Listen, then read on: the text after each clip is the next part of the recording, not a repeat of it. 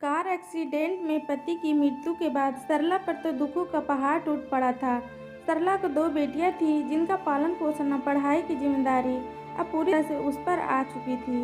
उसके पति भी थोड़ी बहुत सेविंग की थी जो कुछ ही महीने में अब शून्य होने को आई थी।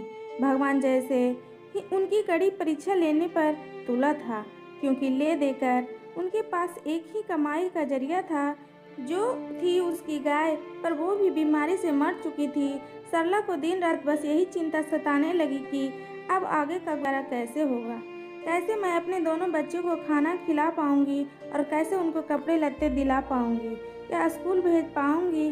दिन रात की चिंता में सरला का चेहरा मुरझा रहा था, जो साफ साफ देखा जा सकता था।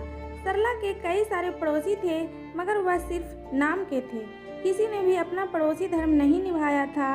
इनमें से एक पड़ोसी टीचर थे जो सरला की परिस्थितियों से भली भांति वाकिफ थे। एक दिन इस टीचर ने सरला को अपने पास बुलाया और समझाया, देखो सरला, कुछ दिनों के लिए अगर मैं तुम्हारी मदद भी कर दूं, तब भी इससे तुम्हारा कोई भला न हो पाएगा।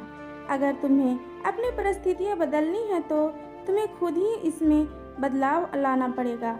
सरला ने बड़ी निराशा भरी आवाज में पूछा, भला मैं कर ही क्या सकती हूँ, मेरे पास तो कोई नौकरी भी नहीं है।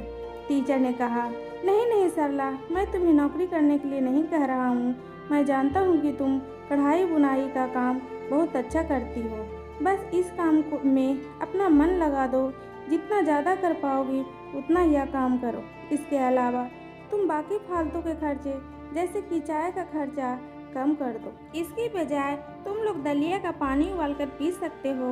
इससे चाय से होने वाले नुकसान से भी बचोगे, और दलिया का पानी जो सेहत के लिए अच्छा होता है, ये तुम्हें और कई बीमारियों से बचाएगा।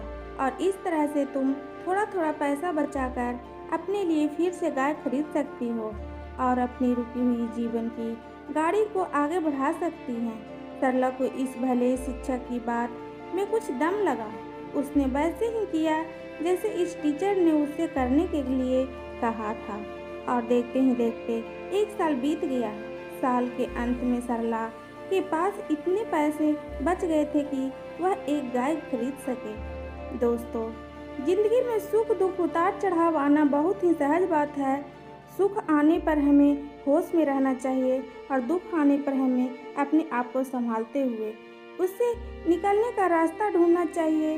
बस इसी तरह जीवन आगे बढ़ता रहता है। दोस्तों, इस स्टोरी के बारे में क्या राय है, कमेंट करें, लाइक करें, शेयर करें। चैनल पर नए हैं तो सब्सक्राइब करें। वीडियो देखने के लिए बहुत बहुत धन्यवाद।